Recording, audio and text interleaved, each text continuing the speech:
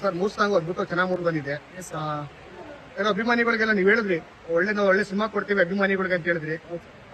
ಇದು lyric ರೈಟರ್ಗಳು song ರೈಟರ್ಗಳು ಬಂದ್ರಿ, ನೀವು ಬಂದ್ರಿ. ಬಟ್ ಈ ನಟಿ ಕೂಡ ಕಾಣ್ತಾ ಇಲ್ಲ ಇತ್ತೀಚಿನ ದಿನಗಳಲ್ಲಿ. ನಟಿ ಕಡೆ ಕಾಣ್ತಾ ಇಲ್ಲ. ನೀವು ಪ್ರಮೋಷನ್ ಕಾಣ್ತಾ ಇಲ್ಲ. ಏನಾಗಿದೆ ಅಂತ ಏನು ಆತರ ಇಶ್ಯೂ ಏನಿಲ್ಲ ಸರ್. ನಾವು ಕರೆದಿದ್ದೀವಿ, ಕರೆಯೋದು ನಮ್ಮ ಜವಾಬ್ದಾರಿ. ಕೇಳ್ಕೋಬಹುದು, ಬರಲೇಬೇಕು ಅಂತ ಕಾಲಿಡ್ಕೊಳಕ್ಕಾಗಲ್ಲ, ಅಷ್ಟೇ ವಿಷಯ. ಕರೆದಿದ್ದೀವಿ, ನಮ್ಮ ಪ್ರಭು ಕರೆದಿದ್ದಾರೆ. ಪ್ರಭು ಹೀರೋಯಿನ್ಗೊಂದು ತಿಳಿಸಿದಾರಲ್ವಾ, ಹೀರೋಯಿನ್ ಎಲ್ಲ ಇವೆಂಟ್ಗಳು ಕರೆದಿದ್ದೀವಿ ತಾನೇ, ನಾವು ಕರೆದಿದ್ದೀವಿ, ಕೇಳ್ಕೊಂಡಿದ್ದೀವಿ. ಆಮೇಲೆ ಮುಂದೆ ಹೋಗಿ ಬರಲೇಬೇಕು ಅಂತ ನಾವು ಹೆಂಗೆ ಆಗಿ ಇಲ್ಲ ಸರ್, ನಾನು ಬಿಟ್ಬಿಟ್ಟಿದ್ದೀನಿ. ಇವಾಗ ಎಲ್ಲಾರು ಬ್ಲೇಮ್ ಮಾಡ್ತಾರೆ, ಹೀರೋಯಿನ್ ಪ್ರಮೋಷನ್ ಬರಲ್ಲ, ಹೀರೋಯಿನ್ ಪ್ರಮೋಷನ್ ಬರಲ್ಲ ಅಂತ. ಹೀರೋಯಿನ್ ಪ್ರಮೋಷನ್ ಬರೋದ್ರೆ ಸಿನಿಮಾ ಗೆಲ್ಲಕ್ಕಾಗಲ್ವಾ ಅಂತ ನನ್ನ ಪ್ರಶ್ನೆ. ಎಲ್ಲಾರು ಕೇಳೋದು ಇರ್ಲಿ, ಓಕೆ, ಅವ್ರೇನೋ ಬಿಸಿ ಇರ್ಬೋದು, ಇನ್ನೊಂದಿರ್ಬೋದು, ಬರ್ಲೇಬೇಕು ಅಂದ್ರೆ ಒತ್ತಾಯ ಮಾಡಕ್ಕಾಗಲ್ಲ. ಒತ್ತಾಯ ಮಾಡಿದ್ರೆ ಓಕೆ, ಅವರಿಂದಾನೇ ಸಿನಿಮಾ ಆಗ್ಬಿಡುತ್ತೆ. ಸೊ ಪಾಪ ಪ್ರೊಡ್ಯೂಸರ್ ಬಂದು ಇವತ್ತು ದೊಡ್ಡ ಮಟ್ಟದಲ್ಲಿ ಇನ್ವೆಸ್ಟ್ ಮಾಡಿದೆ ಸರ್, ನೋಡ್ಲೇ ಗೊತ್ತಾಗುತ್ತೆ. ಸೊ ಅವ್ರ ಪರವಾಗಿ ನಾನು ನಿಂತಿದ್ದೀನಿ. ಪ್ರೊಡ್ಯೂಸರ್ ಉಳಿಸ್ಬೇಕಾಗಿರೋದು ನನ್ನ ಜವಾಬ್ದಾರಿ. ನಾನು ಬರೋ ಪ್ರೊಡ್ಯೂಸರ್ ಎಲ್ರಿಗೂ ಒಂದ್ ಮಾತು ಹೇಳ್ತೀನಿ ಸರ್, ಪ್ಯಾಷನೇಟ್ ಆಗಿ ಬರ್ತೀರಾ, ಬಟ್ ಪ್ಯಾಷನ್ ಇರೋರ ದಯವಿಟ್ಟು ಹಾಕೊಳ್ಳಿ, ಇಷ್ಟ ಅಂತ ಹೇಳಿ. ಸರ್ ನೀವೇನಾರ ನಟಿಗೆ ಏನಾದ್ರು ಕರೆದಿದ್ರಾ, ಈ ತರ ಇದೆ ಸಾಂಗ್ ಲಾಂಚ್ ಇದೆ ಬನ್ನಿ ಅಂತ ಏನಾದ್ರು ಹೇಳಿದ್ರಾ? ಇಲ್ಲ, ನಾವು ಸ್ಟಾರ್ಟಿಂಗ್ ಇಂದನೂ ಅವ್ರದೇನು ಪರ್ಸನಲ್ ಆಗಿ ನಾನೇನು ಅವ್ರನ್ನ ಹ್ಯಾಂಡಲ್ ಮಾಡ್ತಾ ಇಲ್ಲ. ಏನಿದ್ರು ಕಿರಣ್ ಹ್ಯಾಂಡಲ್ ಮಾಡ್ತಾರೆ, ಪ್ರಭು ಹ್ಯಾಂಡಲ್ ಮಾಡ್ತಾ ಇದ್ದಾರೆ.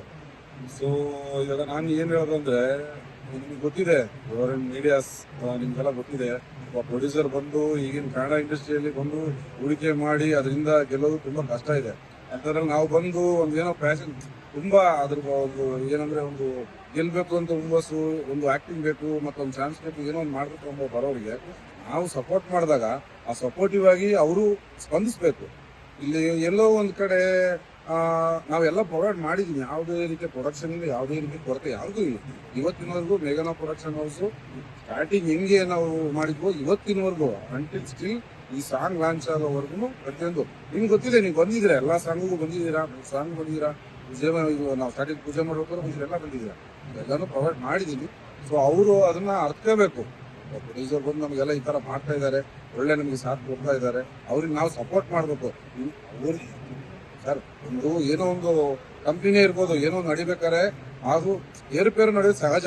ಅದಕ್ಕೆ ಹೇಳ್ಬಿಟ್ಟು ನಾವು ಬೇರೆ ತರ ದ್ವೇಷ ಬೆಳೆಸೋದು, ಪ್ರಮೋಷನ್ ಬರ್ದಂಗಿರೋದು ಇದೆಲ್ಲ ಅಲ್ಲ ಸರ್. ಈಗ ಬರೀ ಇನ್ನು 3 ಸಾಂಗ್ ರಿಲೀಸ್ ಆಗ್ತಾ ಇದೆ, ಇನ್ನು trailer launch, teaser launch, trailer ಮತ್ತೆ ಸಾಂಗ್ ಲಾಂಚ್ ಎಲ್ಲ ಇನ್ನೂ ಕೂಡ ಇರ್ಬೋದು ಅನ್ಸುತ್ತೆ, ರಿಲೀಸ್ ಕೂಡ ಇರುತ್ತೆ. ಆ ಟೈಮಲ್ಲಿ ಈ ತರ ನಟಿಯರ ತರ ಕೈ ಕೊಟ್ಟರೆ ಸಿನಿಮಾ ಯಾವ ತರ ಹೋಗುತ್ತೆ ಅಂತ ಹೀರೋಯಿನ್ ಬಂದ್ರೆ ಮಾತ್ರ ಸಿನಿಮಾ ಗೆಲ್ಬೇಕು. ಸಿನಿಮಾ ಚೆನ್ನಾಗಿ ಮಾಡಿದ್ರು, ಅವ್ರ ಕೆಲಸ ಚೆನ್ನಾಗಿ ಮಾಡಿದೆ, ತುಂಬಾ ಚೆನ್ನಾಗಿ ಮಾಡಿದ್ರು. ಕರೀತಿದೆ, ಬರ್ಬೋದು. ಬರ್ಲೇ ಇಲ್ಲ ಅಂದ್ರೆ ನಾವು ಹೆಂಗೆ ಸರ್ ಮನೆ ಹೋಗೋದಂತ ಕರೆಯಕ್ಕಾಗಲ್ಲ. ಬಿಸ್ನೆಸ್ ಬೇರೆ, ಫ್ಯಾಮಿಲಿ ಬೇರೆ. ಬಿಸ್ನೆಸ್ ಬೇರೆ, ಫ್ಯಾಮಿಲಿ ಬೇರೆ. ಇಲ್ಲಿ ಅವ್ರು ಬಂದಿರೋದು ಬಿಸ್ನೆಸ್ ಆಗಿ ಅಲ್ವಾ, ಬಿಸ್ನೆಸ್ ಆಗಿ. ಆ ಬಿಸ್ನೆಸ್ ಆಗಿ ಅವ್ರು ಬಂದ್ಬಿಟ್ಟು ಮುಂಚೆ ಹೆಂಗಿದ್ರೆ ಸ್ಟಾರ್ಟಿಂಗ್ ಅಲ್ಲಿ ಹೆಂಗಿದ್ರೆ ಇವಾಗಲೂ ಹಂಗೆ ಬರ್ಬೇಕು. Family different. ನಾವು ಫ್ಯಾಮಿಲಿ ಹೋಗಿ ಕರೆಯೋಂತ ತಪ್ಪಾಗುತ್ತೆ. ಬಿಸ್ನೆಸ್ ಆಗಿ ನಾವು ಒಂದು ಪ್ರೊಫೆಷನಲ್ ಆಗಿ ಕರೆದಿದ್ದೀವಿ, ಅವ್ರು ಬಂದಿಲ್ಲ. ಅದಕ್ಕೆ ನಾವೇನು ಹೋಗಿ ಅವ್ರು ಹೋಗಿ ಸರ್ ಇವೇನು ಕನ್ನಡದವರೆಲ್ಲ, ಯಾಕಂದ್ರೆ ಇತ್ತೀಚಿನ ದಿನಗಳಲ್ಲಿ ಕನ್ನಡದ ನಮ್ಮ ನಟಿಯರಿಗೆ ಅವಕಾಶ ಕೊಡಲ್ಲ ಕನ್ನಡ ಸಿನಿಮಾ ದಿನ ಅಂತ ಹೇಳ್ತಾರೆ. ನೀವು ಅವಕಾಶ ಕೊಟ್ಟಿದ್ದೀರಾ?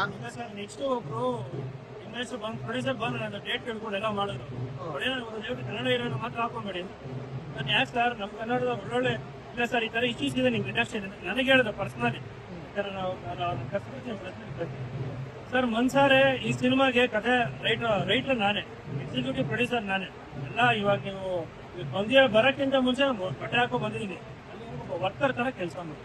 ಒಂದೇ ಒಂದು ರೀಸನ್, ಪ್ರೊಡ್ಯೂಸರ್ ಉಳಿಸ್ಬೇಕು. ಪ್ರೊಡ್ಯೂಸರ್ ನನ್ನ ಬಂದಿದ್ದಾರೆ, ಅವ್ರನ್ನ ಉಳಿಸ್ಬೇಕು. ಇದು ನನ್ನ ಒಂದು ಕೆಲಸ. ಬಟ್ ಒಂದು ಮಾತು ಹೇಳಕ್ ಇಷ್ಟಪಡ್ತೀನಿ ಸರ್, ತುಂಬಾ ಜನ ಕೇಳ್ತಿದ್ರು, ಇವತ್ತು ಒಬ್ಬ ಹೊಸಬನಾಗಿ ಇಂಡಸ್ಟ್ರಿ ಉಳಿವಿಗೆ ಏನಾದ್ರು ಒಬ್ಬ ಹೊಸಬನಾಗಿ ನೀನ್ ಏನ್ ಹೇಳ್ತೀಯ ಅಂತ. ಸರ್ ಪ್ಯಾಷನ್ ಆಗಿ ಸಿನಿಮಾ ಮಾಡಿದ್ದಾರೆ, ಬಿಸ್ನೆಸ್ ಆಗಿ ಸಿನಿಮಾ ಮಾಡಿದ್ದಾರೆ. ಅವ್ರಿಗೆ ಹೇಳಕ್ ಗೊತ್ತಾಗಲ್ಲ, ನಾನು ಹೇಳ್ತೀನಿ. ಇವಾಗ ನಾನು ನನ್ನ ಆಕ್ಟ್ ಮಾಡಿದಾರಲ್ಲ ಅವ್ರನ್ನ ಹೊಸಬರು.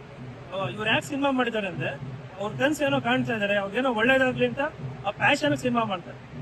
ಹಾಗಾಗಿ ಸರ್ ಒಳ್ಳೆ ರೆಮ್ಯುನರೇಷನ್ ಕೊಟ್ಟು, ಒಳ್ಳೆ ಫುಡ್ ಎಲ್ಲ ಕೊಟ್ಟು ಅವ್ರ ಕೈಲಿ ಏನ್ ಕೊಡ್ಬೋದು ಅಷ್ಟೇ ಕೊಡಕ್ಕಾಗುತ್ತೆ.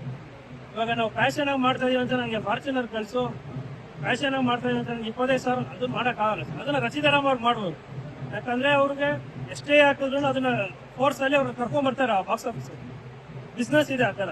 ಸೊ ಪ್ಯಾಷನ್ಗೂ ಬಿಸ್ನೆಸ್ ಅರ್ಥ ಮಾಡ್ತಾರೆ. ಹಾಗಾದ್ರೆ ಇವರು ಡಿಮ್ಯಾಂಡ್ ಮಾಡಿದಾರೆ ಸರ್ ಪ್ರಮೋಷನ್ ಅವ್ರು ಬರ್ತೀನಿ ಹೇಳ್ತಾರೆ ಸರ್, ನಾನು ಕ್ಯಾಬ್ ಕಳಿಸಿ ಟ್ರಾವೆಲ್ ಕಳಿಸಿ ಅಂತ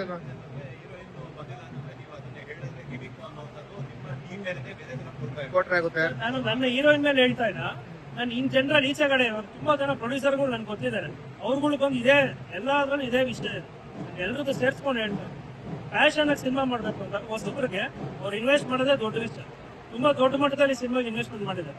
ಏನಕ್ಕೆ ಅಂದ್ರೆ ಯಾರಿಗೂ ಮಾರ್ಕೆಟ್ ಇಲ್ಲ, ಬಟ್ ಸ್ಟಿಲ್ ಒಂದು ಪ್ಯಾಷನ್ ಆಗಿ ಎಲ್ಲ ಹುಡುಗರು ಬೆಳಿಲಿ ಅಂತ ಮಾಡಿದ್ರು.